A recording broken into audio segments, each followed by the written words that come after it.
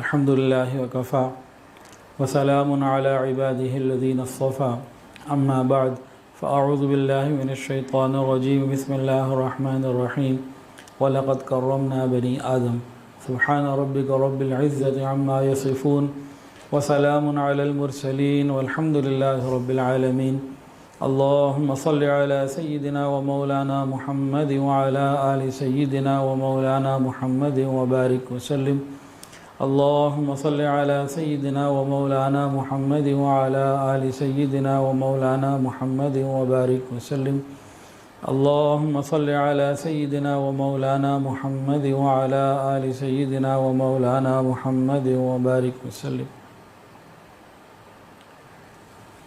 ربیع الاول کے مہینے میں بالخصوص سیرت کے اوپر بہت زیادہ بات کی جاتی ہے، الحمدللہ۔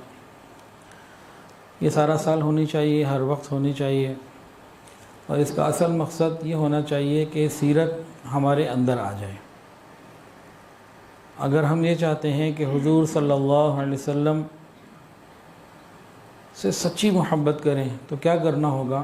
نبی علیہ السلام کے طریقوں کو اپنے اندر اتارنا ہوگا، عمل کے اندر نبی علیہ السلام کی باتوں کو لانا ہوگا، نبی علیہ السلام کے مزاج کو اور آپ کی باتوں کو اپنانا ہوگا۔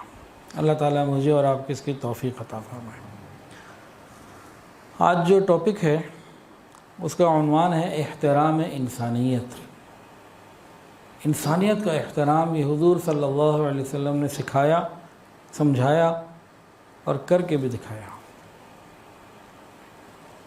یہ انسانیت کا احترام وَلَقَدْ كَرَّمْنَا بَنِي آدم، قرآن مجید میں اللہ تعالیٰ فرماتے ہیں کہ ہم نے انسانیت کو، انسانوں کو عزت دی، اکرام کیا ان کا۔ کرمنا بنی آدم، کرم کہاں سے؟ کریم، تکریم سے ہے۔ کریم کا مطلب کرم، تکریم، یہ ملتی جلتی چیزیں ہیں، اعزاز، اکرام، احترام، اس طرح کے اس کے معنی ہیں۔ اب اللہ رب العزت کے ناموں میں ایک نام ہے کریم، الکریم یا کریم۔ کریم اللہ تعالیٰ کے ناموں میں سے ایک نام ہے۔ کریم کا مطلب کیا ہے؟ توجہ سے سنیں گے مزہ آ جائے گا، روح تک سرشار ہو جائے گی۔ کچھ نشے ہوتے ہیں نا اقتدار کے، کچھ ہوتے ہیں مال پیسے کے، کچھ ہوتے ہیں شراب وغیرہ کے، وہ سارے نشے اور ہیں۔ کچھ جو سرور ہوتا ہے نا وہ علم کا بھی ہوتا ہے، اور ایک لطیف جذبات ہوتے ہیں۔ جب انسان ان باتوں کو سنتا ہے شوق سے، محبت سے، تو ایک سرشاری کی ایک عجیب کیفیت طاری ہو جاتی ہے۔ دنیا کی لذتیں اور یہ مزے یہ پیچھے رہ جاتے ہیں۔ اب لفظ کریم کا مطلب بڑی توجہ سے، بڑی محبت سے سنیں گے جی؟ چلیں جی سنیں پھر۔ امام غزالی رحمۃ اللہ علیہ فرماتے ہیں کہ کریم وہ ہوتا ہے جب غلبہ پالے تو معاف کر دے۔ ایک بات، جب وعدہ کرے تو پورا کرے، جب کسی کو عطا کرنا ہو تو اتنا عطا کرے، اتنا عطا کرے کہ اگلے کی امیدوں سے بڑھ کر ہو، اور عطا کرتے وقت اس بات کی بھی پرواہ نہ ہو کہ کتنا دے رہا ہے، کس کو دے رہا ہے، بس بے حساب دے رہا ہے۔ یہ کریم ہوتا ہے۔ ابھی اور بھی سنیں، یعنی اپنے کو بھی دے، پرائے کو بھی دے، یاروں کو بھی دے، غداروں کو بھی دے، نیکوں کو بھی دے، گناہ گاروں کو بھی دے، دوستوں کو بھی دے اور دشمنوں کو بھی دے۔ یہ کریم کی صفت ہوا کرتی ہے۔ اگلی بات ذرا سمجھیے، اور بڑی محبت کی ہے۔ اگر حاجت اس کے کسی غیر کے سامنے رکھ دے تو وہ ناراض ہو جاتا ہے کہ میرے سامنے کیوں نہیں رکھی، میرے خزانوں میں کون سی کمی تھی، میری عطا میں کون سی کمی تھی۔ وہ اس بات پہ ناراض ہو جاتا ہے کہ کوئی بندہ اس سے ہٹ کر کہیں اور اپنی حاجت پیش کرے۔ یہ اچھی نہیں لگتی کریم کو کہ میرے سوا کسی کے سامنے یہ بات کیوں پیش کی، کسی سے کیوں مانگا۔ اور اگر اس کریم سے جفا کی جائے، بے وفائی کی جائے، تو وہ سزا تو دے لیکن انتہا نہ کرے سزا دینے میں۔ عطا میں انتہا کرے لیکن سزا میں انتہا نہ کرے۔ اور اگلی بات بڑی پیاری، اور جو بندہ اس کی پناہ میں آ جائے، اس کے سامنے التجا کرے، معافی مانگ لے، تو اللہ تعالیٰ اس التجا تو کریم، جو بندہ اس کی پناہ لے لے، التجا کرے، معافی مانگ لے، تو کیا ہوتا ہے؟ وہ کریم اس التجا کرنے والے کو ہر وسائل اور ہر سفارش سے مستغنی کر دیتا ہے، ہر وسیلے وسائل سے اس کے پاس کیا کچھ ہے مستغنی کر دیتا ہے، اور ہر قسم کے سفارشی سے مستغنی کر دیتا ہے کہ میرے پاس آ گیا، اب مجھے کسی چیز کی ضرورت ہے، میں اس کی ضروریات کو پورا کروں گا۔ جس میں یہ تمام صفات جمع ہو جائیں بغیر تکلف کے، یہ کریم ہے۔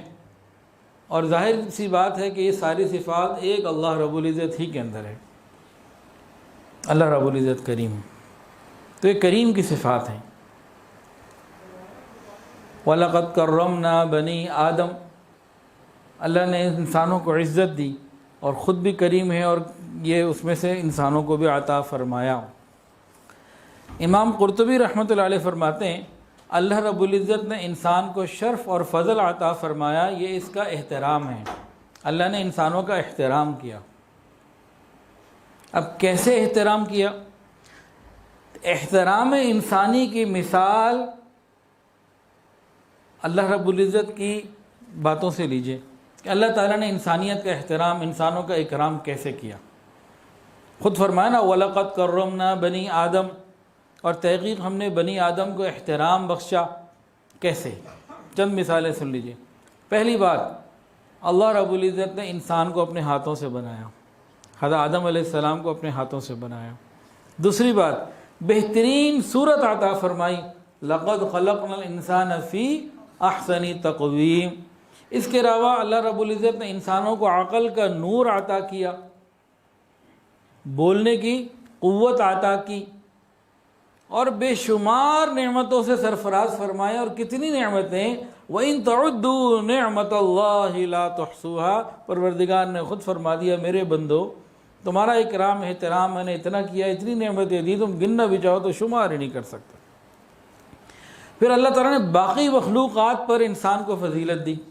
مثلا دیکھیے اللہ تعالیٰ نے انسان کو 2 ہاتھ دیے، ان 2 ہاتھوں سے انسان کیا کیا کر لیتا ہے۔ باقی اور بھی تو مخلوقات ہیں، ان کے پاس یہ ہاتھ ان کے بھی ہیں، لیکن ایسے تو نہیں ہیں۔ جو انسان اپنے ہاتھوں سے کام نکال سکتا ہے، باقی مخلوقات کے اگر ہاتھ ہیں بھی تو وہ نہیں نکال سکتی۔ یہ شرط دیا نا اللہ نے۔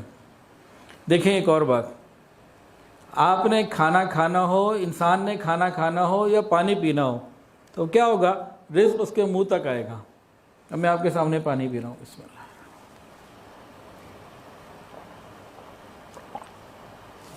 یہ انسان کا اللہ نے اکرام کیا کہ رزق کو اس کے منہ تک پہنچا دیا۔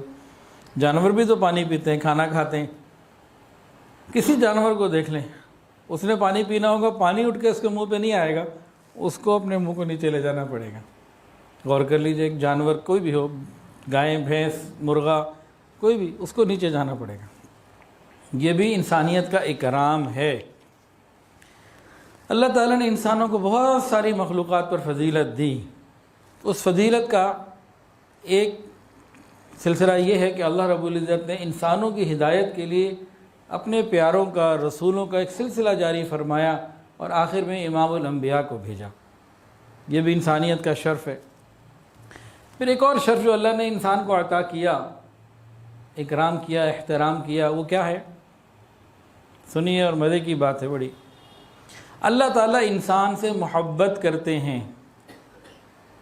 اللہ انسان سے محبت کرنا چاہتے ہیں، تو اللہ تعالیٰ نے کیا کیا؟ بہت ساری صفات ایسی بنا دیں جو اللہ تعالیٰ کو پسندیدہ ہیں۔ فرمایا کہ تم ان صفات کو اپناتے چلے جاؤ، میں تم سے محبت میں آگے بڑھتا چلا جاؤں گا، محبت اپنی بڑھاتا چلا جاؤں گا۔ مثلا ان اللہ یحب المحسنین، اللہ محبت کرتے ہیں احسان کرنے والوں سے۔ یحب المقسطین، محبت کرتے ہیں انصاف کرنے والوں سے۔ یحب التوابین، محبت کرتے ہیں توبہ کرنے والوں سے۔ یحب والمتطہرین، محبت کرتے ہیں پاک رہنے والوں سے، پاکیزہ رہنے والوں سے۔ پھر تقوی والوں سے محبت، پھر خاشعین سے محبت، اور فرمایا کہ تم میرے محبوب کے طریقوں کو اپنا لو، میں تمہیں اپنا محبوب بنا لوں گا۔ تو اللہ تعالیٰ نے انسان سے محبت کی۔ پھر اللہ رب العزت نے انسان کو اپنی معیت عطا فرما دی کہ میرے بندو تم پہاڑوں کی بلندیوں پر چلے جاؤ، سمندر کی پستیوں میں چلے جاؤ، گہرائیوں میں چلے جاؤ، یا صحراؤں کی وسعتوں میں چلے جاؤ، یا زمین آسمان کی وسعتوں میں چلے جاؤ، تم کہیں چلے جاؤ، وَهُوَ مَعَكُمْ أَيْنَمَا كُنْتُمْ، میں تمہارے ساتھ ہوں جدھر تم ہوگے۔ اللہ نے معیت عطا فرما دی۔ پھر اللہ تعالیٰ نے انسان کی حفاظت کا اہتمام فرمایا۔ یہ بھی ایک عجیب بات ہے۔ حفاظت کے کئی پہلو ہیں، کچھ تو روحانی اعتبار سے ہیں، کچھ مادی بھی ہیں، جیسے آج سائنسدان بھی مانتے ہیں۔ خلا کے اندر بہت ساری ایسی چیزیں ہیں، بہت ہزاروں ٹن بعض دفعہ چیزیں نیچے آتی ہیں، لیکن نیچے زمین پہ پہنچ نہیں پاتی۔ شہاب ثاقب یہ انسان کو نقصان نہیں پہنچا پاتے عام طور سے، اور کئی چیزیں نیچے آ رہی ہوتی ہیں، تو اللہ نے نظام ایسا بنایا کہ وہ انسان کو نقصان نہیں پہنچا سکتے۔ یہ ہوا جو ہے نا، یہ بہت ساری چیزوں کو جو خلا سے نیچے آنے لگتی ہے جلا کے ختم کر دیتے، راکھ کر دیتے۔ یہ بڑی نعمت ہے، یہ خلا میں ہوا نہیں ہے۔ یہ جو آج سیارے ہم چھوڑتے ہیں نا، انسان زمین سے سیارے اوپر بھیجتا ہے، تو برسوں سے سلسلہ چل رہا ہے۔ ان سیاروں کی لائف کوئی ہزاروں سال تھوڑی ہوتی ہے، 2 4 10 20 سال انہوں نے ایکسپائر ہو جانا ہوتا ہے۔ آپ نے کبھی سنا کہ نیچے سے جناب کوئی خلائی چیز اسپیس میں گئی ہو، زمین سے خلائی اسٹیشن سے اوپر چلی گئی، واپس بھی آتی ہو؟ عام طور سے چیزیں واپس نہیں آتی، وہیں پہ اپنی وہ لائف پوری کر کے ناکارہ ہو جاتی ہیں۔ ہم زمین میں تو پولوشن کا سوچتے ہیں نا کہ بھئی دھواں اور شور اور فلاں، تو خلا کے اندر پولوشن شروع ہو چکا ہے ہماری حرکتوں کی وجہ سے۔ وہاں یہ چیزیں پھر جب ناکارہ ہو جاتی ہیں تو خلا کے اندر ایک سلسلہ چل رہا ہے۔ اب سائنسدان سوچ رہے ہیں اس کو صاف کرنے کا کیا طریقہ کار اختیار کیا جائے، وہ ان کا معاملہ ہے، وہ کیا سوچیں گے اور کیا کریں گے، لیکن رب کا معاملہ کیا بندوں کے ساتھ کہ جب ہماری بنائی ہوئی چیزیں جو ہوا میں خلا میں چھوڑ دیتے ہیں، نیچے آنے لگتی ہیں تو ہوا انہیں جلا دیتی ہے، بندے محفوظ رہتے ہیں۔ یہ ایک اللہ تعالیٰ کا ایک نظام ہے انسان کی حفاظت کا۔ تو یہ چند باتیں ہیں۔ وَلَقَدْ كَرَّمْنَا بَنِي آدم، اللہ تعالیٰ نے انسانوں کا احترام کیا، اکرام کیا، اور حضور صلی اللہ علیہ وسلم نے بھی مجھے اور آپ کو ہمیں احترام انسانیت سکھائی۔ اگر یہ ہمارے اندر آ جائے تو بھئی ربیع الاول کی ان مجالس کا اور سیرت کی ان مجالس کا صحیح فائدہ ہو۔ ایک ہے کہ فقط رسول اللہ صلی اللہ علیہ وسلم کی تعریف کی جائے، یہ بہترین ہے، اور دوسرا یہ ہے کہ تعریف میں اپنی ہدایت کا کچھ پہلو نکال لیا جائے کہ بھئی میں نے بھی اسی طریقے پہ چل رہے ہیں جو نبی علیہ السلام نے سمجھایا ہے، یہ نور علی نور ہو جائے گا۔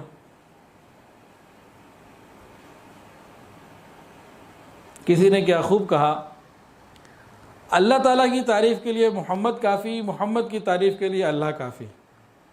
یہ دونوں ایک دوسرے کی تعریف کے لیے بہت ہیں۔ ہم کہاں اپنی زبانوں سے، گندی زبانوں سے تعریف کر سکتے ہیں، ہم تو حق ادا کر ہی نہیں سکتے۔ ہاں ہم اللہ تعالیٰ سے یہ مانگتے ہیں، یا اللہ ہمیں حضور صلی اللہ علیہ وسلم کی محبت عطا فرما، اور حضور پاک صلی اللہ علیہ وسلم کا تعلق ایک ایسی نعمت ہے کہ جو اللہ کا قرب عطا کر دیتی۔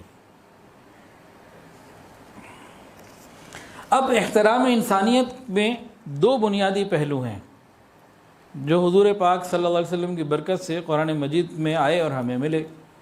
اب ان کو توجہ کے ساتھ سمجھنا ہے۔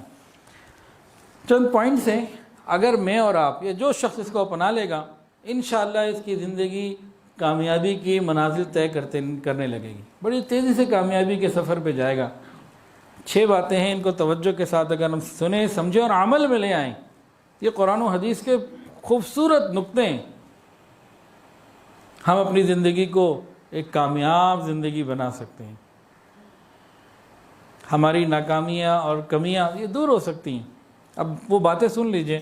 سب سے پہلی بات، ایک بات تو یہ فرمائی کہ جب تم ملو تو آپس میں ایک دوسرے کے ساتھ ملاقات کرو، وَلَا تُصَعِّرْ خَدَّكَ لِلنَّاسِ، گال پھلا کر، منہ بنا کر نہیں، خندہ پیشانی کے ساتھ، محبت کے ساتھ ملو، نرمی کے ساتھ ملو۔ خط کہتے ہیں گال کو، یہ پھلا کے نہیں ملنا، غصہ نہیں دکھانا، نرمی کے ساتھ۔ جب کسی سے ملنے لگیں، کامیابی کے اصولوں میں سے ایک اصول پہلا یہ سمجھ لیجئے، وَلَا تُصَعِّرْ خَدَّكَ لِلنَّاسِ، خندہ پیشانی سے لوگوں سے ملنا، نرمی اور محبت کے ساتھ، شگفتہ چہرے کے ساتھ۔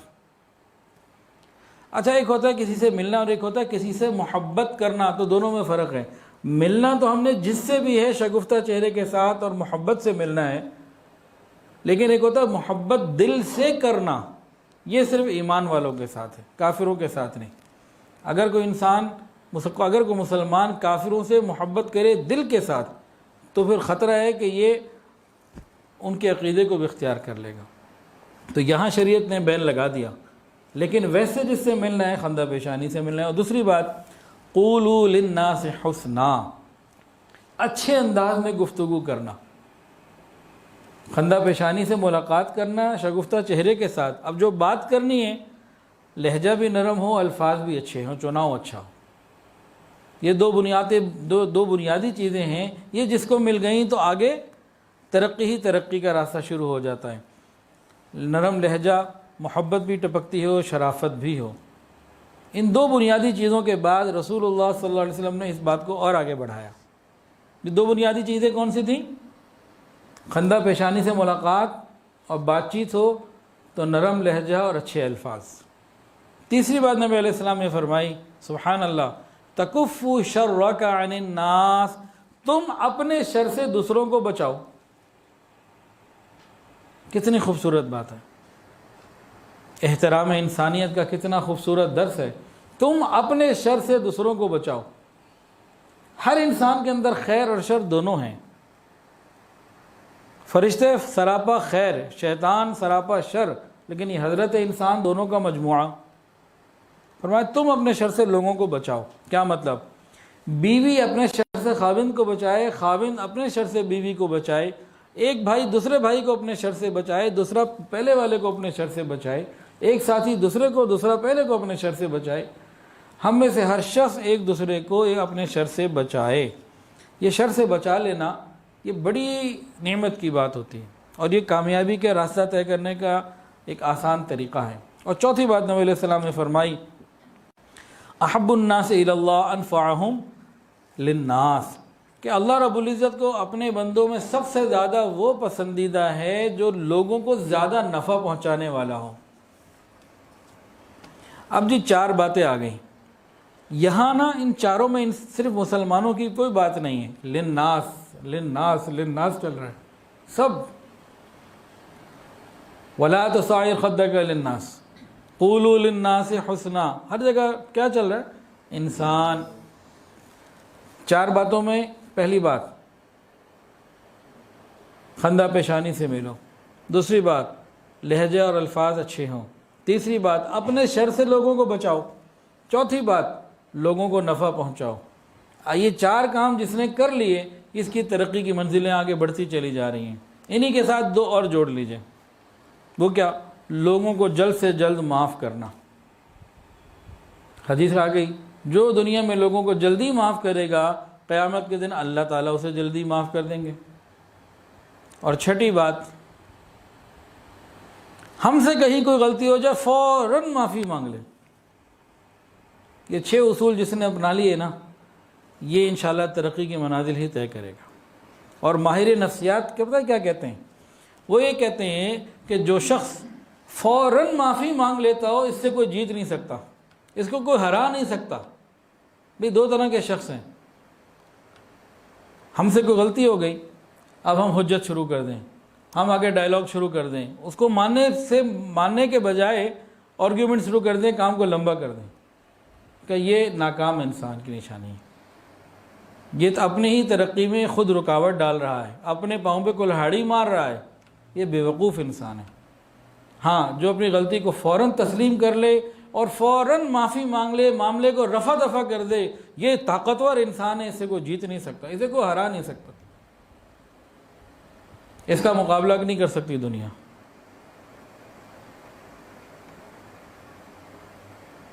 تو یہ 6 باتیں ہیں اگر کوئی اپنا لے۔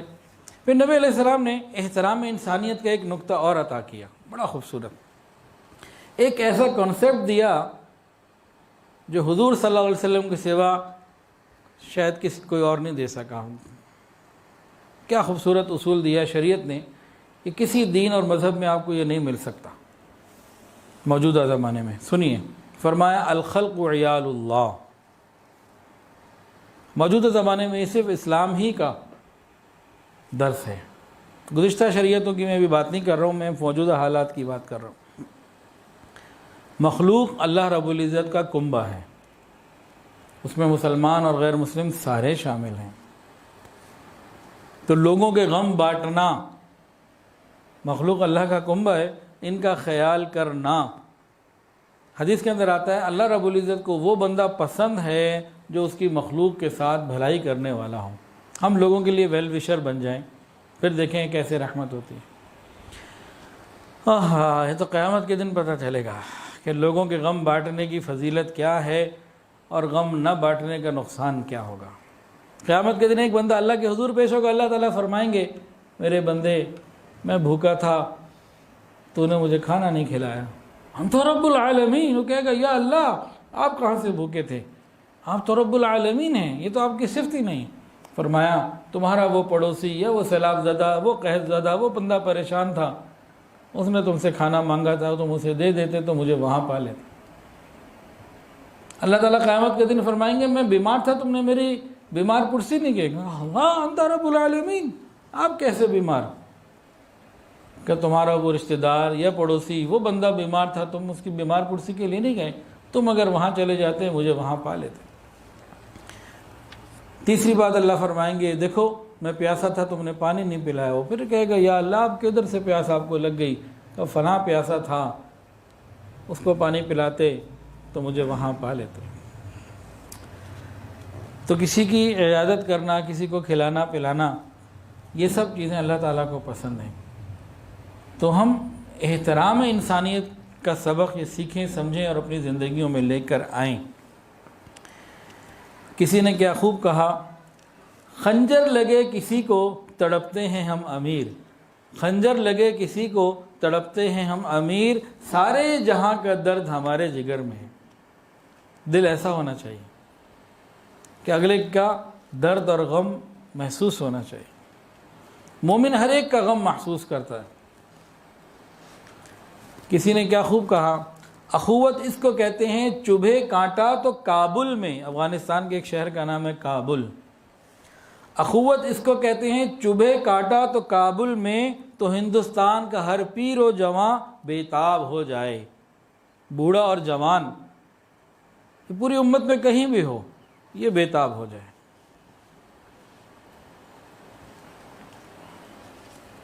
انسانیت کیا ہے اور مشینیت کیا ہے؟ ایک ہے انسانیت اور ایک ہے مشینی نظام اور مشینی سلسلہ۔ ایک انگریز ناول نگار تھا، اس نے نا ایک تحریر لکھی، اپنے دماغ کے مطابق اس نے نا قیامت کے دن کا ایک منظر قائم کیا، اور اس نے لکھا کہ آنے والے وقت میں سائنس اتنی ترقی کر لے گی کہ یہ روبوٹ بنائیں گے جو قوت میں انسانوں سے زیادہ، دوڑنے میں قوت، طاقت، اسپیڈ ان کی انسانوں سے زیادہ، اور بہت زیادہ کام کرنے والے ہوں گے، تھکیں گے نہیں، اور جناب کئی زبانیں بول سکتے ہوں گے اور بہت بڑے بڑے کام کر لیتے ہوں گے، انسانوں سے زیادہ ان کے اندر بہت ساری چیزیں ہوں گی۔ قیامت کا دن ہوگا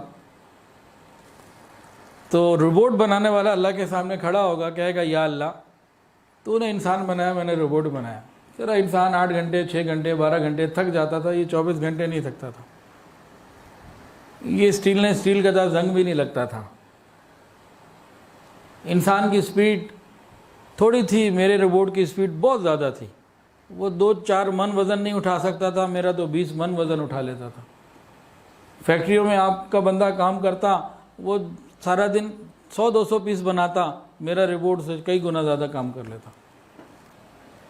تو آپ نے بھی انسان بنایا، میں نے بھی روبوٹ بنایا، تو دیکھیں میرے روبوٹ کی کوالٹی۔ اللہ تعالیٰ فرمائیں گے اچھا ذرا نکالو نا چند روبوٹ دکھاؤ، یہ اس کے خیال چل رہے۔ اب وہ کچھ اپنے روبوٹ 5-7 چھوڑ دے گا، اب وہ کام کر رہے ہیں، آ رہے ہیں، جا رہے ہیں اور ایکٹیویٹیز میں ہیں۔ اللہ تعالیٰ اپنی قدرت سے ایک روبوٹ کا کوئی پرزہ ڈیمیج ہو جائے گا، اس میں کچھ فالٹ آ جائے گا، وہ وہیں کھڑا ہو جائے گا۔ اب باقی روبوٹ اپنے کام میں لگے ہوئے اسی طرح حرکت کر رہے ہیں۔ پھر اللہ تعالیٰ چند بندوں کو بلائیں گے، اب وہ بندے اپنے کچھ کام کر رہے ہوں گے، اللہ تعالیٰ اپنی قدرت سے ایک بندے کے پیٹ میں درد کر دیں گے۔ اب وہ درد سے جب چیخے گا، کراہے گا نا، اب باقی سارے اس کے پاس آ جائیں گے، ہاں بھئی خیریت سے ٹھیک ہے، آپ کو پانی پلاؤں، کوئی کہے گا اچھا آپ کا کیا کام کروں، اور کسی کی آنکھ میں آنسو بھی آ جائیں گے۔ پھر اللہ تعالیٰ اس بندے کو کہیں گے دیکھ یہ تیرے رپورٹ تھے اور یہ میرے بندے تھے، رپورٹ ایک رک گیا، کچھ نہیں کر سکا، لیکن باقی کسی رپورٹ کے اندر اس رپورٹ کا احساس پیدا نہیں ہوا، اسے تعلق نہیں بنا۔ دیکھو میرا ایک بندہ تھا، اس کو ذرا تکلیف ہوئی، بیمار ہوا، تو کسی کی آنکھ سے آنسو نکل رہے ہیں، کسی کے دل کے جذبات کا اظہار ہو رہا ہے۔ وہ بندہ کہے گا اللہ واقعی تیرا شاہکار، تیرا بنایا ہوا انسان یہ ایک شاہکار ہے، اور روبوٹ اس کا کوئی مقابلہ کر ہی نہیں سکتے۔ اب ہم غور کریں، ہم انسان ہیں اور روبوٹ۔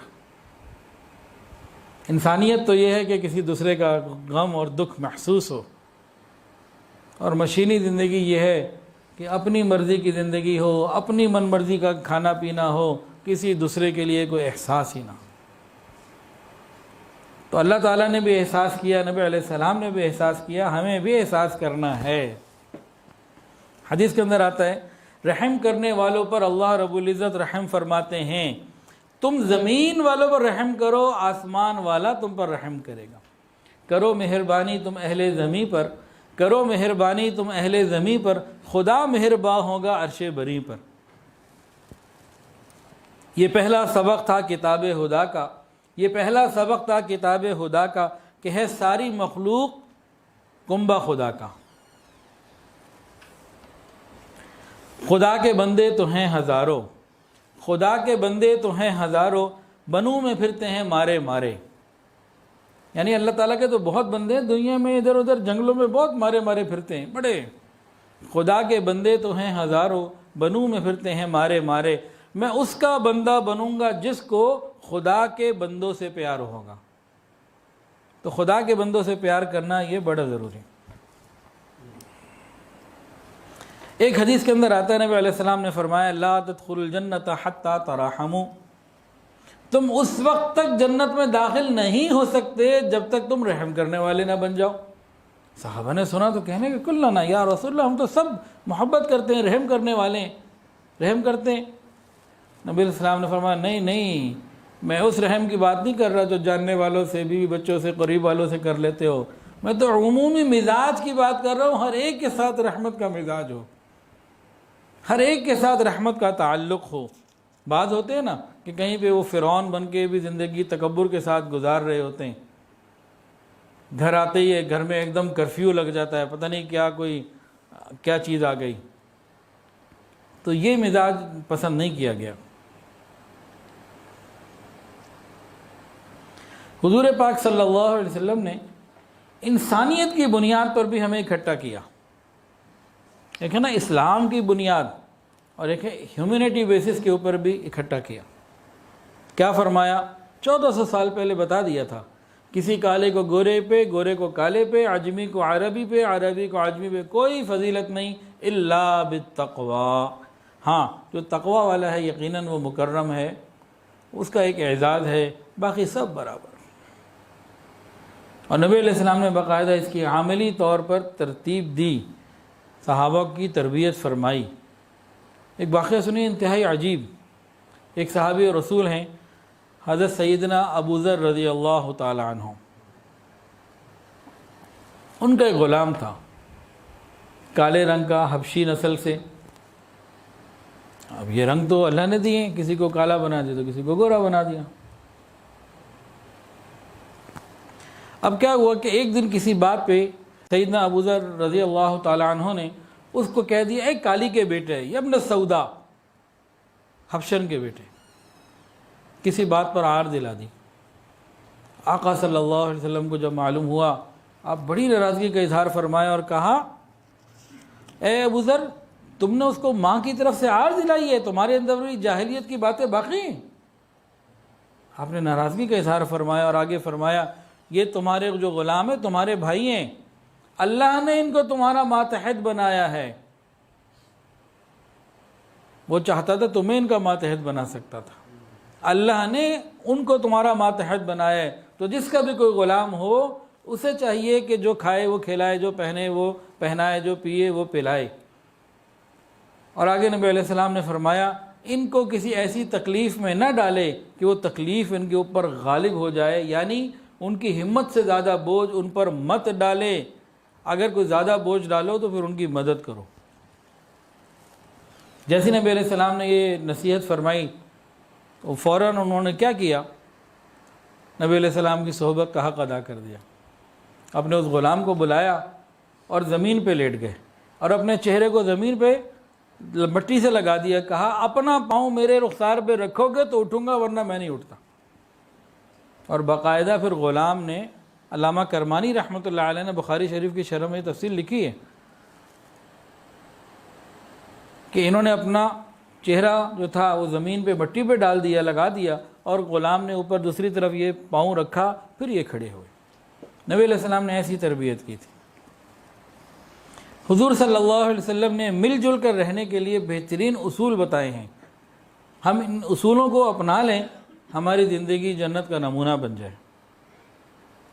انہیں یاد کرنے کی، عمل میں لانے کی، بار بار سننے اور سنانے کی ضرورت ہے۔ آقا نے فرمایا تم آسانی پیدا کرو، مشکلات پیدا مت کرو، لوگوں کو خوشخبریاں دو، متنفر نہ کرو، نفرتیں نہ پھیلاؤ۔ اور ایک موقع پہ فرمایا جو ہمارے چھوٹوں پر رحم نہیں کرتا اور بڑوں کا اکرام نہیں کرتا وہ ہم میں سے ہی نہیں۔ تو ایک دوسرے کا احترام نبی علیہ السلام نے سکھایا۔ مل جل کر معاشرے میں رہنے کے لیے کچھ اور بھی بہترین اصول آقا نے بتائے۔ کیا فرمایا؟ لا تجسسوا ولا تحاسدوا، تم ایک دوسرے کی برائیاں تلاش نہ کرو اور ایک دوسرے سے حسد نہ کرو۔ آج ہم دیکھیں نا، اس موبائل کے ذریعے اور کتنی جاسوسی کے ذریعے، موبائل ہیک کرنے کے ذریعے، بہت ساری اور دوسری چیزوں کے ذریعے لگے ہوتے ہیں دوسروں کی ٹو میں، جاسوسی کرنے میں، کہ کسی کی کوئی عیب بات، کوئی بری بات ملے۔ یہ گناہ کبیرہ ہے، یہ خاندانوں کو توڑنے والی اور نفرتوں کی بنیاد ڈالنے والی باتیں ہیں، جس کو نبی علیہ السلام نے 1400 سال پہلے منع فرما دیا۔ ایک دوسرے کی برائی مت تلاش کرو اور ایک دوسرے کے ساتھ حسد نہ کرو، اور آگے فرمایا تم ایک دوسرے سے بغض نہ رکھو اور ایک دوسرے سے روگردانی نہ کرو، ایک دوسرے کو نظر انداز مت کرو۔ وَكُونُوا عِبَادَ اللَّهِ إِخْوَانًا، ارے بھائی بھائی بن کے رہو، اللہ کے بندے بن کے رہو، تم سب بھائی بھائی ہو، اللہ کے بندے ہو، اللہ کے بندے بن کے رہو۔ کتنا خوبصورت تصور ہے جو حضور صلی اللہ علیہ وسلم نے ہمیں دیا۔ ہمارے یہاں نا ایک دوسرے کا مذاق اڑانا، اس کو بڑا ہی لائٹ لیتے ہیں، خاص طور سے جب سے سوشل میڈیا کا یہ بڑھتا ہی چلا جا رہا ہے سلسلہ، تو کسی کا مذاق اڑانا تو ہم نے کوئی بات سمجھی ہی کوئی نہیں، کسی کا بھی مذاق اڑا دیتے ہیں، کوئی سیاسی لیڈر ہو یا کوئی عالم ہو یا کوئی خاندان کے صاحب ہوں، بس کسی کا بھی مذاق اڑانا یہ ہم نے بہت آسان سمجھ لیا ہے۔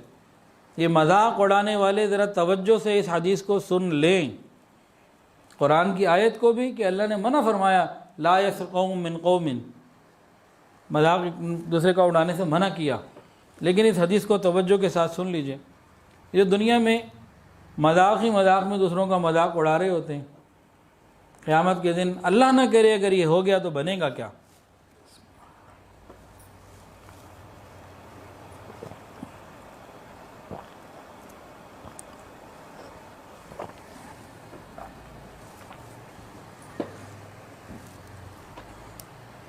دوسروں کا بے دھڑک مذاق اڑانا یہ اتنا آسان نہیں ہے۔ قیامت کے دن ان مذاق اڑانے والوں میں سے کسی ایک کا ذکر حدیث میں آتا ہے کہ اس کو جنت کی طرف بلایا جائے گا۔ یہ تو بڑی غمگین اور بڑی پریشانی کے عالم میں ہوگا، تکلیف میں ہوگا۔ اس کو کہا جائے گا ہلم آ جاؤ، جنت کی طرف آ جاؤ۔ وہ جنت کا دروازہ اس کو نظر آ رہا ہوگا، یہ جنت کی طرف دوڑتا ہوا آئے گا جلدی سے کہ چلو میری تکلیفوں کا ازالہ ہو اور ختم ہو، میں اندر داخل ہوں گا تو مسئلہ حل ہو جائے گا، کیونکہ جنت میں تکلیف اور پریشانی کا تصور بھی نہیں۔ اب یہ بڑی امید کے ساتھ کہ مجھے باقاعدہ بلایا جا رہا ہے، دعوت دی جا رہی ہے، کہا جا رہا ہے ہلم آ جاؤ، جیسے ہی یہ جنت کے دروازے کے قریب پہنچے گا دروازہ بند کر دیا جائے گا۔ اس کو کہا جائے گا دوسرے دروازے سے آؤ۔ اب یہ دوسرے دروازے کی طرف دوڑے گا، جیسے ہی وہاں پہنچے گا وہ دروازہ بند کر دیا جائے گا، اس کا اگلے دروازے سے آؤ۔ اس کے ساتھ یہ ہوتا رہے گا، کیونکہ آگے دوسری طرف تو پریشانیاں ہیں اور جنت کے مقابلے میں تو کوئی نعمت ہو ہی نہیں سکتی۔ یہ اس طلب میں کہ مجھے جنت ملے، اس کو بلاتے رہیں گے، بار بار بلائیں گے، بار بار بلائیں گے، جب جب آئے گا دروازہ بند، جب آئے دروازہ بند، جب آئے دروازہ بند، حتیٰ کہ وہ وقت آئے گا کہ اس کو جنت سے بلایا جا رہا ہوگا، آ جاؤ جنت کی طرف، وہ آنا ہی چھوڑ دے گا۔ یہ کون ہے؟ جو دنیا میں دوسروں کا مذاق اڑاتا تھا، آج اس کو پھر اس کا مذاق بنے گا۔ یہ دنیا کے سامنے، اولین آخرین کے سامنے مذاق بن رہا ہوگا۔ جزا من جنس العمل، جیسی کرنی ویسی بھرنی۔ تو دوسروں کا مذاق اڑانا اتنا آسان نہیں ہے، اس کی بہت بھاری قیمت دینی پڑ سکتی ہے۔ تو اس لیے ہمیں محتاط رہنے کی ضرورت ہے۔ پھر حضور پاک صلی اللہ علیہ وسلم نے آپس میں محبتوں کو قائم رکھنے کے لیے، رشتہ داروں میں محبتوں کو قائم رکھنے کے لیے کتنے خوبصورت اصول عطا فرمائے۔ اللہ اکبر کبیرہ۔ سونے کے پانی سے بھی لکھے جائے نا تو ان کا حق ادا نہیں ہو سکتا۔ سنیے اور دل کے کانوں سے سنیے، کیا فرمایا؟ صل من قطعک، جو تجھ سے توڑے تو اس سے جوڑ۔ اگر میں ابھی ہاتھ کھڑے کرواؤں کہ اس حدیث پر ہم نے کتنی دفعہ عمل کیا ہے، کوئی ہے ہاتھ کھڑا کر سکتا ہے کہ جی میں اس کے اوپر پوری کوشش کرتا ہوں اور میری زندگی ایسی گزری ہے کہ میں نے اپنی طرف سے حتی الوسع پوری کوشش کی ہے؟ تو بھری مجلس میں کوئی ایک آدھ دو چار ہی کوئی ہوں گے، ورنہ ہم نے توڑ خود پیدا کیا ہوتا ہے کتنی جگہ پہ، ہم وجہ بنے ہوتے ہیں۔ صل من قطعک، جو تجھ سے توڑے تو اس سے جوڑ۔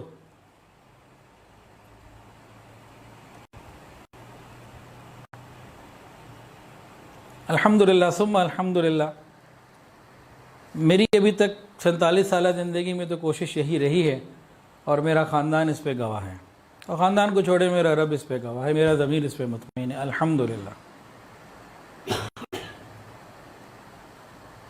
صل من قطعک، جو تجھ سے توڑے تو اس سے جوڑ۔ وآتی من حرمک، اور جو تجھے نہ دے تو اس کو دے۔ واعف عمن ظلمک، جو تجھ پر ظلم کرے تو اسے معاف کر دے۔ اور ایک جگہ فرمایا واحسن الی من اساء الیک، جو تیرے ساتھ برا کرے تو اس کے ساتھ اچھا کرے۔ یہ اصول ہیں زندگی گزارنے کے، یہ وہ صفات ہیں جو نبی علیہ السلام چاہتے ہیں کہ ہر مومن کے اندر پیدا ہو جائیں، تو یہ زندگی جنت کا نمونہ بن جائے۔ تو یہ باتیں تو ہم سنتے پہلے بھی رہے ہیں، آج بھی سن رہے ہیں، عمل کی نیت کر رہے ہیں۔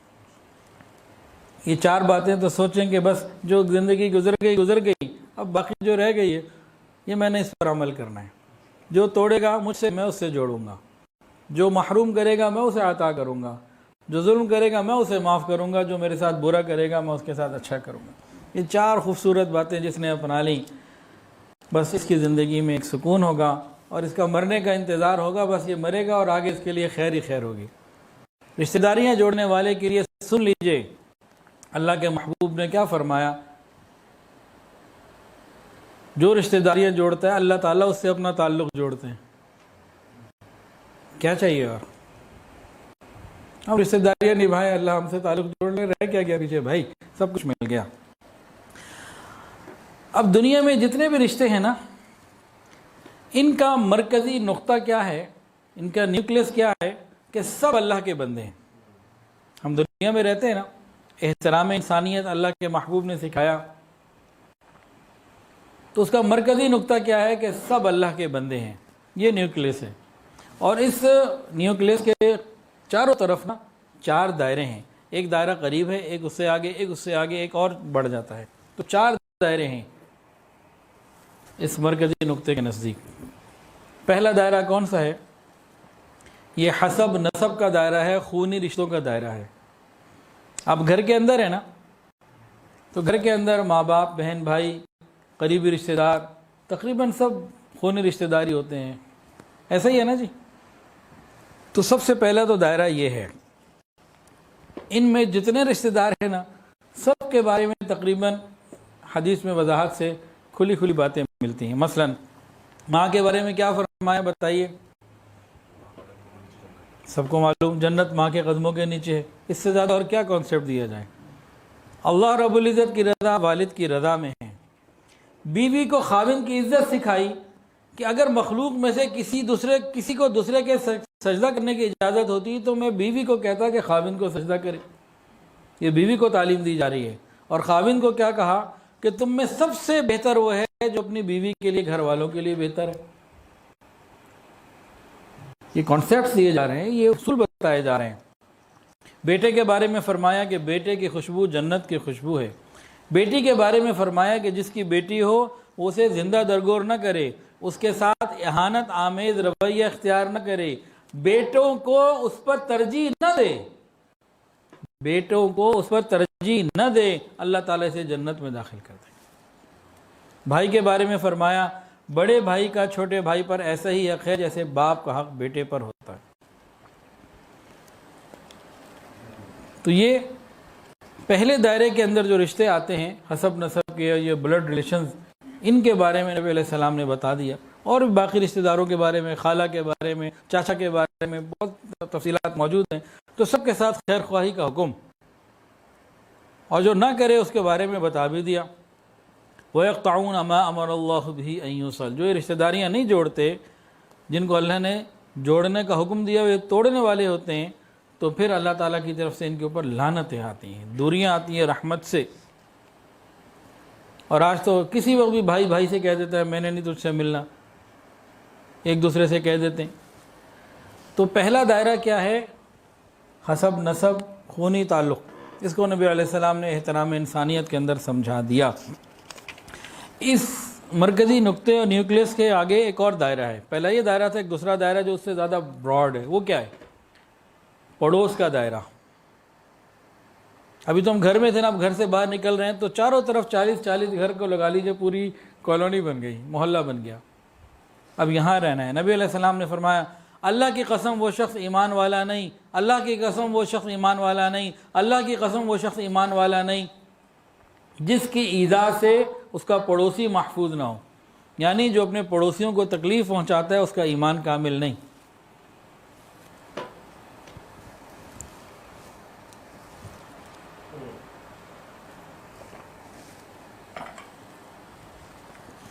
اللہ کے حبیب صلی اللہ علیہ وسلم نے یہ بھی ارشاد فرمایا کہ حضرت جبرائیل علیہ السلام اتنی دفعہ میرے پاس آئے اور مجھے پڑوس کے بارے میں تاکید کی، مجھے گمان ہونے لگا کہیں وراثت میں حصہ نہ بن جائے اس کا۔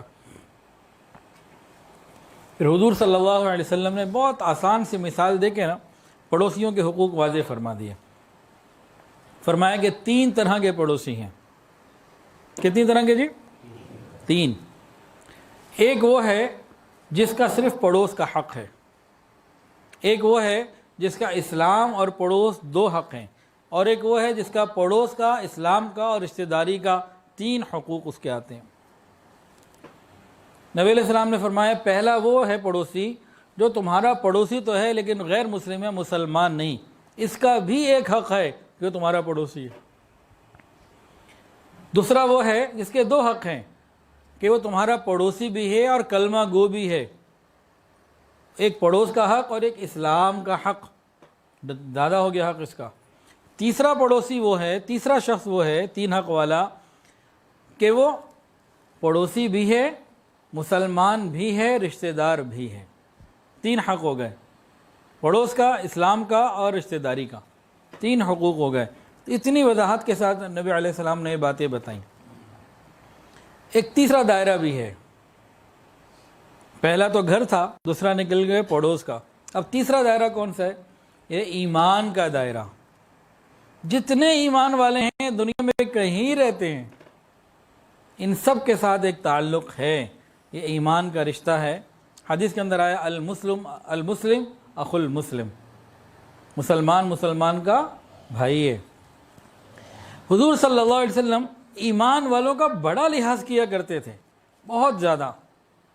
غور کیجئے، حیرت کی بات ہے کہ نبی علیہ السلام کو پکارتا بلاتا تو آپ لبیک کہا کرتے تھے، لبیک میں حاضر ہوں۔ کوئی سائل آ جاتا آپ اس کو رد نہ کرتے۔ آپ راستہ چلتے ہوئے کہیں جا رہے ہیں، کسی نے آپ کو روک لیا، کوئی بات پوچھی، عام آدمی بھی ہے، کوئی بوڑھی عورت بھی ہے، تو آپ رک گئے، اس کی بات کو سنا۔ آپ بوڑھوں کا لحاظ کیا کرتے تھے، اکرام کرتے تھے۔ سیدنا ابوبکر صدیق رضی اللہ تعالیٰ عنہ جو اپنے والد کو لے کر آئے کہ وہ نبی علیہ السلام کے ہاتھ پر کلمہ پڑھ لیں، اسلام قبول کر لیں، بہت بوڑھے تھے۔ نبی علیہ السلام نے ان کو دیکھ کے فرمایا، ابو بکر ان کو کیوں تکلیف دی، مجھے کہتے میں ان کے پاس چلا جاتا۔ رسول اللہ صلی اللہ علیہ وسلم جب رات کو سونے لگتے سب کو معاف کر کے سوتے تھے، کسی کے دل میں کوئی نفرت اور کوئی بغض نہیں ہوتی تھی۔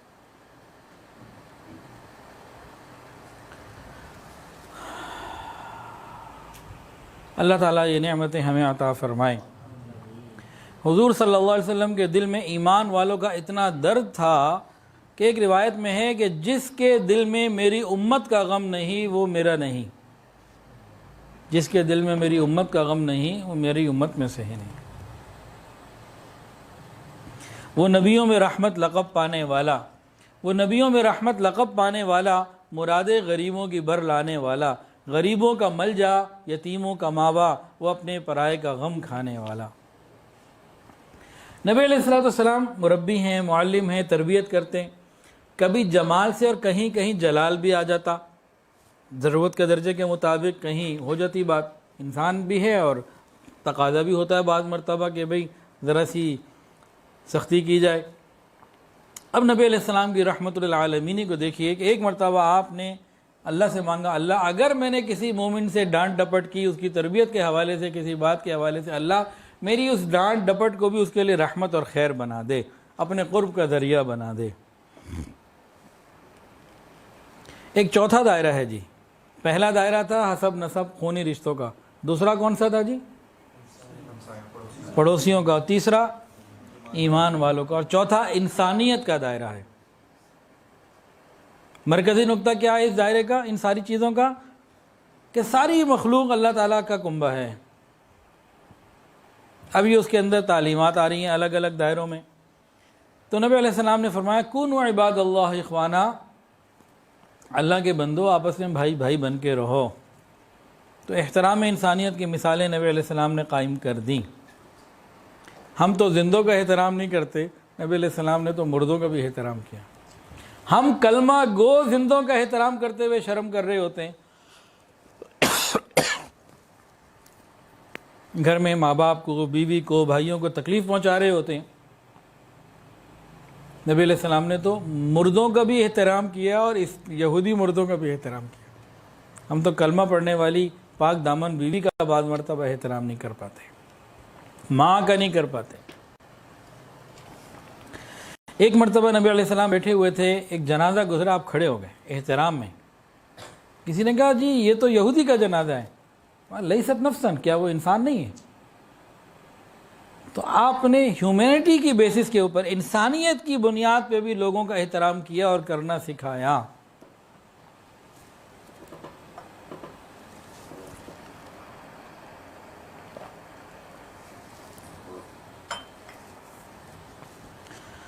یہودیوں کے ایک بہت بڑے عالم تھے زید بن سعنہ، ان کا ایک عجیب واقعہ ہے۔ رسول اللہ صلی اللہ علیہ وسلم جب تشریف لائے نا مدینہ طیبہ، انہیں بھی معلوم ہوا، تورات کے عالم تھے، تو ان کو معلوم تھا کہ نبی آخر الزمان کی نشانیاں ہماری کتاب میں لکھی ہوئی ہیں۔ انہوں نے وہاں سے ان نشانیوں کو دیکھا، نبی علیہ السلام کے ساتھ اس کو جب میچ کیا تو ساری نشانیاں ان کو مل گئی۔ ان کے علم کے مطابق 2 نشانیاں باقی تھیں، وہ ان کو ابھی تک نہیں ملی تھیں، وہ چاہتے تھے کہ وہ بھی ملیں۔ وہ کون سی 2 نشانیاں تھیں؟ سنیے توجہ کے ساتھ، کہ آخری نبی صلی اللہ علیہ وسلم کا حلم، تحمل ان کے غصے پر غالب ہوگا، اور اگر کوئی جاہل ان کے ساتھ جہالت کا برتاؤ کرے گا تو ان کا حلم اور بڑھ جائے گا۔ اب یہ 2 نشانیاں اب یہ کیسے چیک ہو سکتی ہیں؟ یہ نہ پگڑی سے، نہ داڑھی سے، نہ صاف جبے سے، نہ نماز سے، نہ قرآن کی تلاوت سے، یہ تو نہیں چیک ہو سکتی۔ یہ کیسے چیک ہوں گی؟ جب وہ کوئی معاملہ کریں گے، یہ معاملے میں جا کے چیک ہونی ہے۔ ہر چیز کا ایک ٹیسٹ الگ ہوتا ہے نا، شوگر ٹیسٹ الگ طریقے سے ہے اور بلڈ ٹیسٹ کا الگ طریقہ ہے، بخار ٹیسٹ کرنا ہے تو اس کا الگ طریقہ ہے۔ تو اس کو ٹیسٹ کرنا تو یہ تو خالی کتاب میں پڑھ کے تو نہیں مل جائے گا، اس کے لیے تو لازمی بات ہے کوئی پریکٹیکل ہو، کوئی معاملہ ہو۔ کہتے ہیں کہ میں اس انتظار میں تھا کہ میں ان 2 نشانیوں کو بھی چیک کر لوں جو ہماری کتابوں میں لکھی ہوئی ہیں، تاکہ میں پھر کلمہ پڑھ لوں اور ایمان لے آؤں۔ ان کے اندر انسائٹ جو تھی نا، نیت یہ تھی. لیکن بہرحال یہ تو کسی اور کو تو نہیں پتا تھا، انہی کو پتا. کہتے ہیں کہ میں اس موقع کی تلاش میں تھا. ایک دن نبی علیہ السلام اپنے حجرات میں سے نکلے، ایک حجرے میں سے نکلے، آپ کے ساتھ حضرت علی رضی اللہ عنہ بھی تھے، اور آپ جا رہے ہیں تو ایک سوار دوڑتا ہوا آیا، کہنے لگا میں فلاں علاقے سے آیا ہوں، وہ لوگ کلمہ پڑھ چکے ہیں، انتہائی کمزور ہیں، محتاج ہیں، اور سیلاب قحط، وہاں قحط ہے، تو ان کی کوئی مالی مدد کیجیے. نبی علیہ السلام نے فرمایا ابھی تو میرے پاس دینے کے لیے کچھ بھی نہیں. اچھا، یہ عالم بھی تھے اور مالدار بھی تھے. یہ قریب آ گئے، بات سن چکے تھے کہ جی میں آپ کو 80 دینار دے دیتا ہوں، آپ مجھے اتنی کھجوریں دے دیجیے گا فلاں باغ کی. نبی علیہ السلام نے فرمایا فلاں باغ کی شرط نہیں لگانی، ہاں تم مجھے اتنے پیسے دو، تمہیں میں کھجوریں دوں گا، بس یہ بات ٹھیک ہے. تو زید بن ثابت نے کہا جی ٹھیک ہے، جیسے آپ کی مرضی، بس ٹھیک ہے. اس نے 80 دینار رسول اللہ صلی اللہ علیہ وسلم کو دیے. نبی علیہ السلام نے وہ اس آنے والے دیہاتی کو دیے، کہا جاؤ اور فلاں علاقے میں جو قحط زیادہ لوگ ہیں ان کی ضروریات کا انتظام کرو. وہ اسی وقت لے کے چلا گیا، اور ایک ٹائم طے ہو گیا، مثال 1 مہینہ 2 مہینہ کو وقت طے ہو گیا کہ جی فلانی ڈیٹ کو جو ہے نا یہ آپ نے کھجوریں واپس دینی ہے. نبی علیہ السلام نے ایگری کر لیا، بات مکمل ہو گئی. اب زید بن ثابت خود کہتے ہیں کہ میں ٹائم پورا ہونے سے 2-3 دن پہلے نبی علیہ السلام کے پاس آ گیا، اس حال میں کہ حضرت ابوبکر، عمر اور عثمان اور مزید صحابہ آپ کے ساتھ ہیں رضوان اللہ تعالی علیہم اجمعین، اور آپ ایک جنازے کی طرف جا رہے تھے کہ آ رہے تھے. تو میں فوری طور پر آگے گیا، میں نے نبی علیہ السلام کا کپڑا پکڑا، بے ادبی گستاخی 1، چہرے اپنے اوپر سختی کے آثار لے کر آیا، دوسری گستاخی، اور تیسرا بڑے بدتمیزی سے بولا، اور چوتھا باپ دادا کا تانا بھی دیا. کیا کہا کہ اے عبد المطلب کے بیٹے، کیوں تم دوسروں کا حق ٹائم پہ ادا نہیں کرتے؟ صرف اپنے تک بات ہو نا تو اور بات ہے، خاندان کو بھی بیچ میں رگڑ دیا. یہ چھوٹی بات تو نہیں ہے، جانثار آپ کے ساتھ ہیں، اور ابھی تو وقت پورا ہونے میں 2-3 دن بھی باقی ہیں، وقت بھی نہیں گزرا. پہلے ہی آ کے کپڑا پکڑا اور بڑے برے سخت لہجے میں جو ہے نا وہ بس جو منہ میں آیا بولتے چلے گئے. اب حضرت عمر فاروق رضی اللہ عنہ ساتھ ہیں. کہتے ہیں کہ میں نے نبی علیہ السلام کے چہرے کو دیکھا تو چہرے پہ سکون، ایموشنل انٹیلیجنٹ،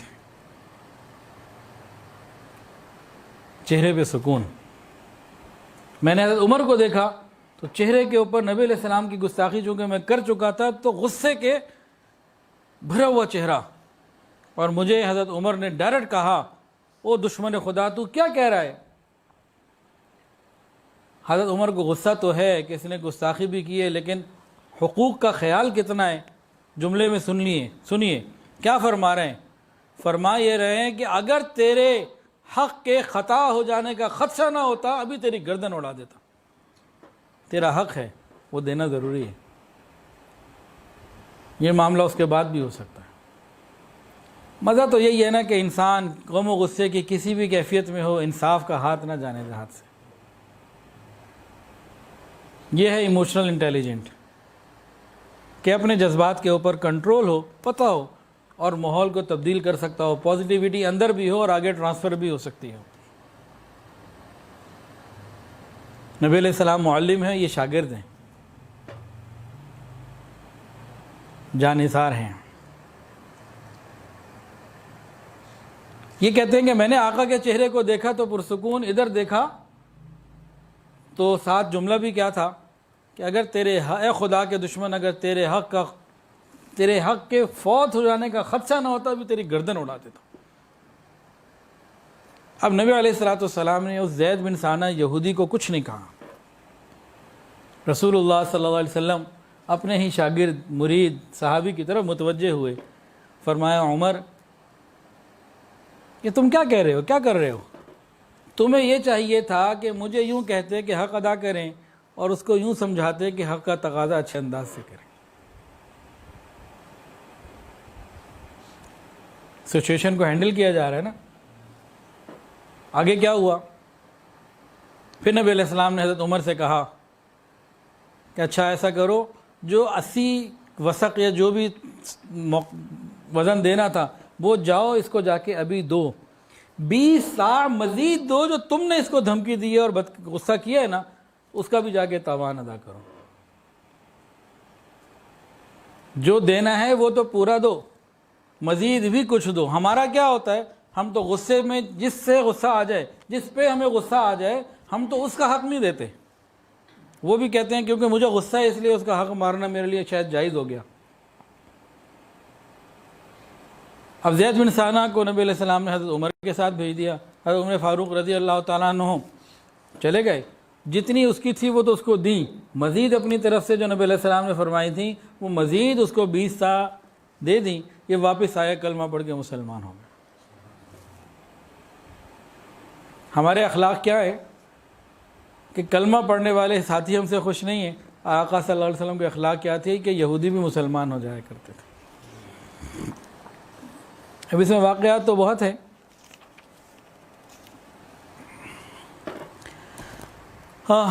ایک واقعہ اور سنیے، دل کے کانوں سے سنیے. اتنی دیر میں ذرا دودھ پی لوں پھر انشاءاللہ سناتا ہوں. درود شریف پڑھ لیں. بسم اللہ.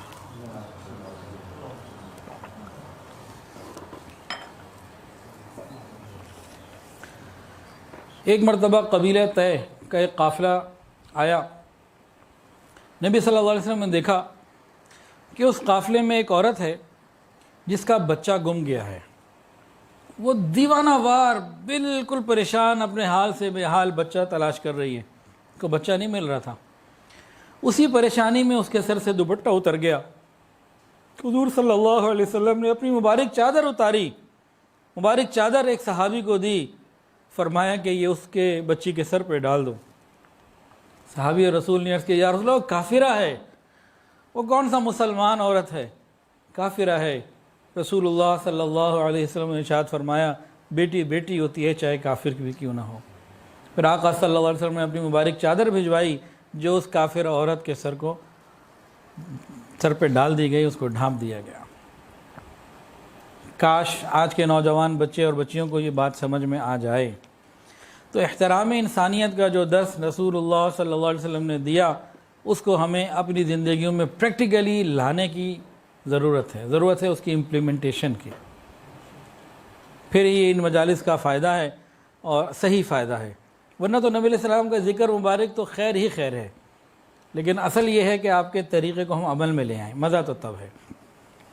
نبی آتے رہے آخر میں نبیوں کے امام آئے. نبی آتے رہے آخر میں نبیوں کے امام آئے. وہ دنیا میں خدا کا لے کے آخری پیغام آئے. جھکانے آئے بندوں کی جبیں اللہ کے در پر، جھکانے آئے بندوں کی جبیں اللہ کے در پر، سکھانے آدمی کو آدمی کا احترام آئے.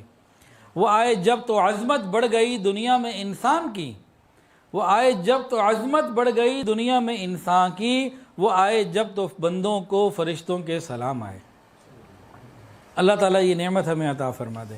ابھی میرا ایک 3:30 سے 4 آن لائن بیان تھا، تو اس کے مطالعے میں نا جب میں پڑھ رہا تھا آج دن میں، تو ایک ایسی مزیدار بات جو ہے نا وہ پڑھنے کو ملی، دل خوش ہو گیا. عجیب عجیب.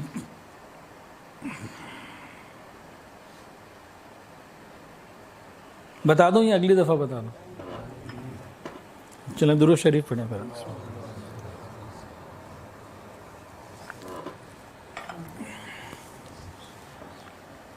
آپ یہ بتائیے، صحابہ کرام رضوان اللہ تعالی علیہم کا عمل یہ تھا نا کہ نبی علیہ السلام کے لیے جان دے دینا بھی کوئی معمولی بات سمجھتے تھے، جان نثار اتنے تھے. یہ عمل نبی علیہ السلام، یہ عمل صحابہ کرام کا تھا کہ نہیں؟ بتائیے. کہ حضور صلی اللہ علیہ وسلم پر جان قربان کرنا ان اپنے لیے سعادت سمجھتے، خوشی سمجھتے اور اس کے لیے ہر وقت تیار رہتے.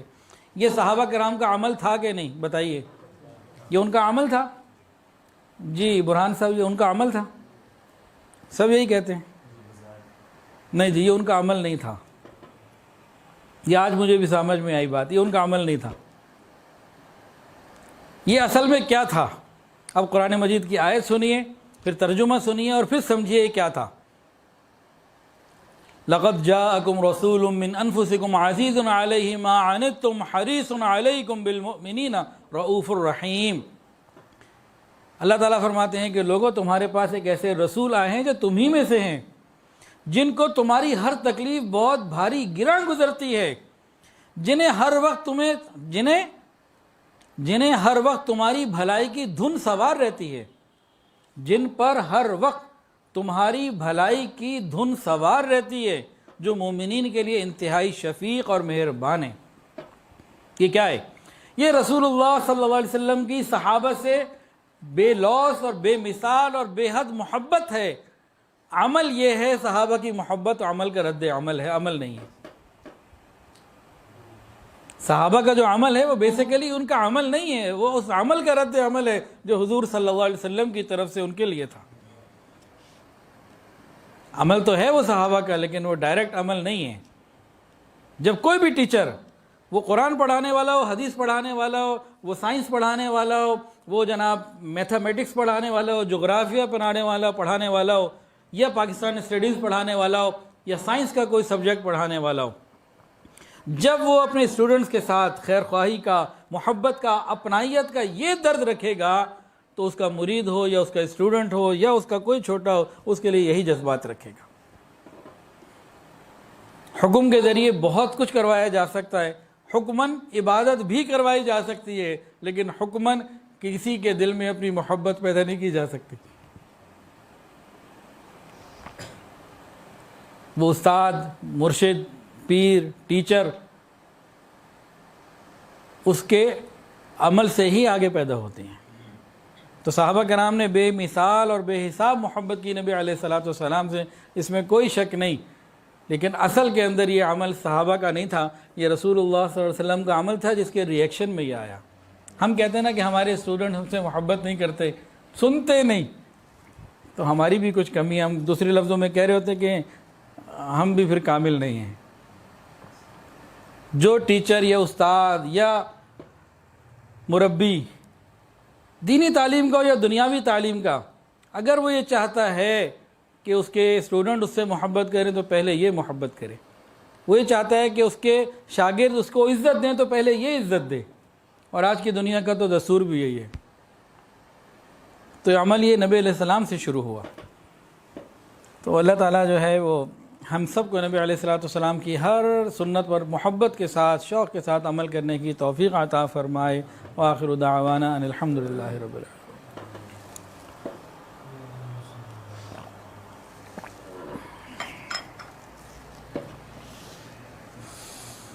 توبہ کے کلمات پڑھ لیجئے، جو بیت ہونا چاہیں بیت کی نیت بھی کر سکتے ہیں۔ ساتھ ساتھ پڑھ لیجئے، بسم اللہ الرحمن الرحیم، لا الہ الا اللہ محمد الرسول اللہ، اشہد ان لا الہ الا اللہ واشہد ان محمدا عبدہ ورسولہ، استغفر اللہ ربی من کل ذنب واتوب الیہ، استغفر اللہ ربی من کل ذنب واتوب الیہ، استغفر اللہ ربی من کل ذنب واتوب الیہ، استغفر اللہ ربی من کل ذنب واتوب الیہ برحمتک یا ارحم الراحمین۔ الحمدللہ ان کلمات سے ہم توبہ طائب ہو چکے ہیں۔ 6 معمولات ہیں، پابندی سے کریں گے تو انشاءاللہ دلوں میں اللہ کی محبت آئے گی۔ پہلی چیز ہے استغفار، استغفر اللہ ربی من کل ذنب واتوب الیہ۔ دوسری چیز ہے درود شریف، اللہم صلی علی سیدنا و مولانا محمد وعلی آل سیدنا و مولانا محمد وبارک وسلم۔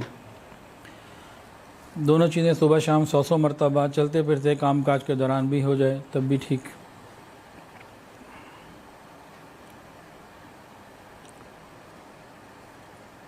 آج نا ایموشنل انٹیلیجنٹ کے بارے میں ایک کہیں بات پڑھی تو معلوم یہ ہوا کہ ایک ایسی صفت ہے کہ جن لوگوں کو اپنے جذبات پہ کنٹرول ہوتا ہے، وہ حالات کے مطابق بہہ نہیں جاتے، بلکہ اپنے جذبات کو اقدار پر ہی لے کے چل رہے ہوتے ہیں۔ تو اس طرح کی کچھ باتیں معلوم ہوئیں تو پھر دل آیا، خیال آیا کہ رسول اللہ صلی اللہ علیہ وسلم سے زیادہ کسی کے اندر یہ چیز نہیں ہو سکتی، پازیٹیویٹی کی انتہا اور نیگیٹیویٹی کا کوئی گزر ہی نہیں۔ تو اس سے ایک بات اور ذہن میں آئی، ہے مزیدار بات۔ رسول اللہ صلی اللہ علیہ وسلم کی مبارک زندگی میں جو آپ کے پاس جاتا تھا تو وہ آپ کی ایموشنل انٹیلیجنس سے فائدہ اٹھا کے اپنی پریشانیوں کا حل پا لیتا تھا. تفصیلات لمبی ہیں، تو یہ تو نبی علیہ السلام کی مبارک زندگی میں ہے، لیکن آج بھی ہے. وہ کیسے؟ آج بھی کوئی امتی اگر غمگین دل لے کے روضہ رسول پہ جا کے سلام پیش کرے اور نبی علیہ السلام کو حال دل بیان کر دے تو آج بھی اس کے فائدے ہیں.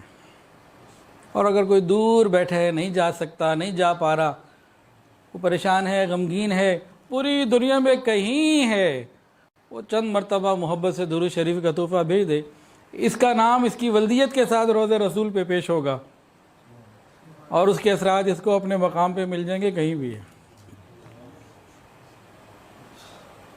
تو صرف یہاں تک بات پوری نہیں ہوتی، قیامت کے دن بھی کوئی پریشان ہوگا، غمگین ہوگا، تکلیفوں میں ہوگا اور حضور پاک صلی اللہ علیہ وسلم کے پاس اگر جائے گا تو انشاءاللہ شفاعت بھی پائے گا اور نبی علیہ السلام کی رحمت اللہ عالمین میں سے حصہ بھی پائے گا. آخر دعوانا. اچھا ہاں، دو ہمارے بتا دیے تھے تو اس میں ایک دم مجھے یہ بات یاد آ گئی. تیسری چیز قرآن مجید کی تلاوت، چوتھی وقوف قلبی، پانچواں مراقبہ اور چھٹا ہے رابطہ شیخ. اب مراقبہ کر لیجئے، آنکھوں کو بند کر لیجئے، سروں کو جھکا لیجئے، یہ خیال کر کے بیٹھیے کہ اللہ کی رحمت آ رہی ہے، میرے دل میں سما رہی ہے اور میرا دل کہہ رہا ہے اللہ اللہ اللہ.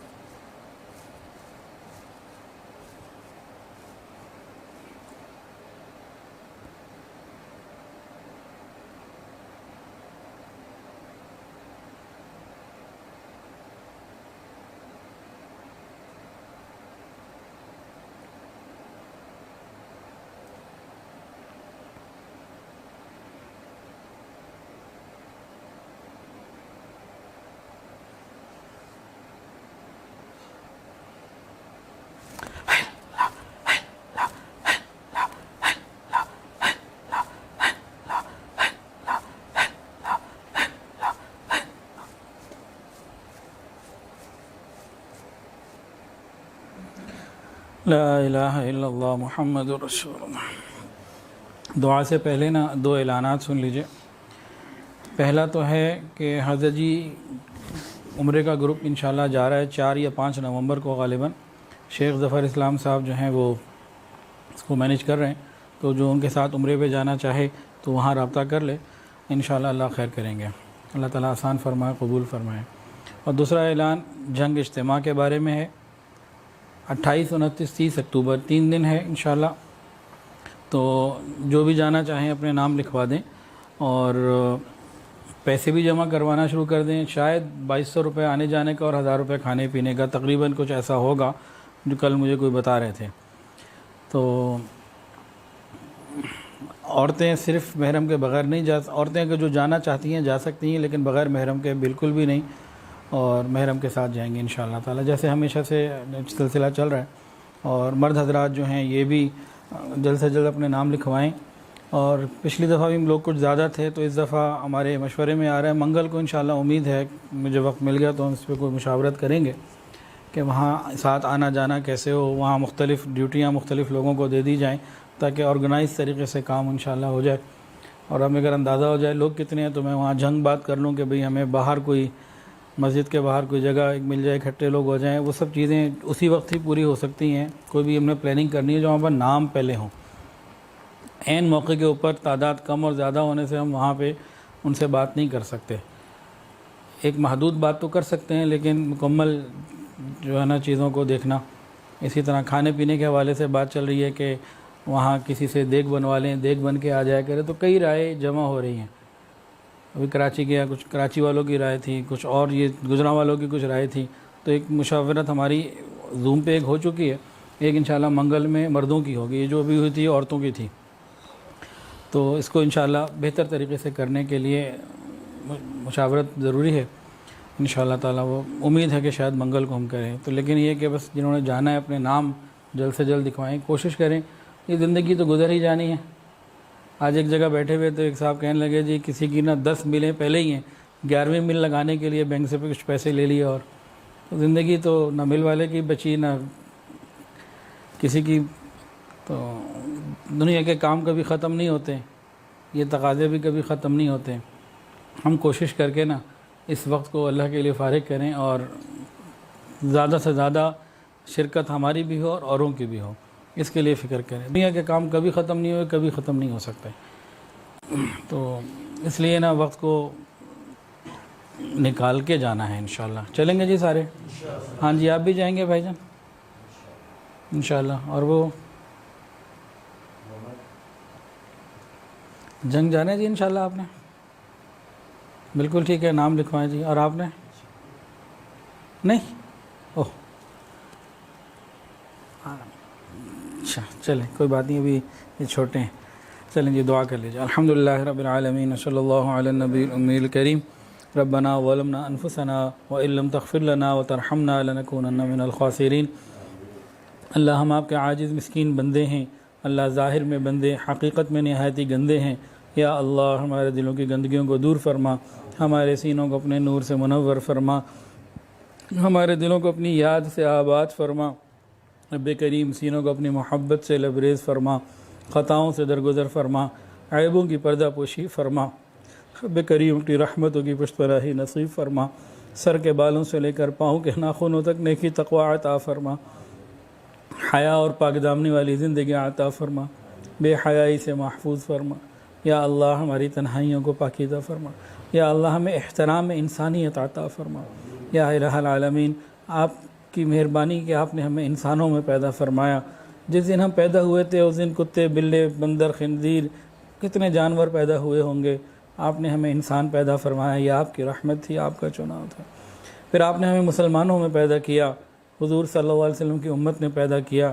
جس دن ہم پیدا ہوئے تھے اس دن کوئی سکھ، کوئی ہندو، کوئی انگریز، غیر مسلم بھی پیدا ہوا ہوگا، آپ نے رحمت فرمائی، مسلمانوں میں پیدا فرما دیا۔ یا اللہ اپنی رحمت کا معاملہ فرما دیجئے، ہمیں ان باتوں کی لاج رکھنے کی توفیق عطا فرما دیجئے، موت سے پہلے موت کی تیاری کی توفیق عطا فرما دیجئے، ہماری قبر کو جنت کا باغ بنا دیجئے۔ یا اللہ تمام حاضرین کی تمام دلی نیک جائز حاجات کو پورا فرما دیجئے۔ یا اللہ ہم سب کو رزق حلال، آسان، فراخ اور بابرکت عطا فرما دیجئے، حرام اور مشتبہ سے محفوظ فرما دیجئے۔ رب کریم ہماری دعاؤں کو قبول فرما دیجئے، پوری امت کی حفاظت فرما، دعوت اور تبلیغ کے کام کی حفاظت فرما، جہاں اللہ اللہ ان خانقاہوں کی حفاظت فرما، تمام مساجد مدارس مراکز عربیہ کی حفاظت فرما، اقامت دین کی کوششیں کرنے والوں کی حفاظت فرما، رب کریم ہر آنے والے وقت کو پہلے سے بہتر فرما۔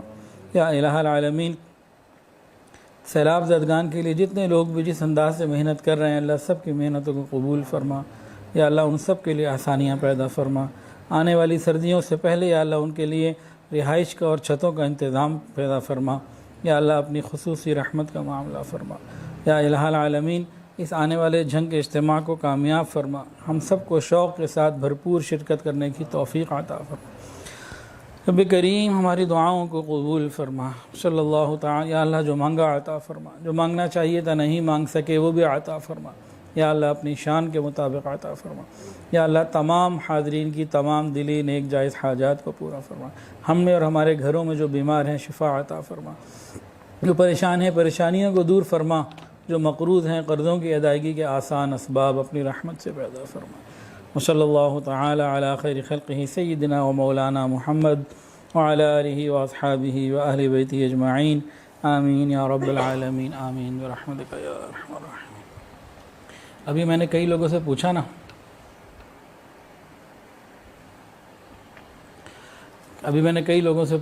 کہ آپ جنگ جائیں گے تو جو بڑے تھے سب نے کہہ دیا، چھوٹا بچہ اس نے کہا نہیں، کہ بچے نا دل کے کھرے ہوتے ہیں۔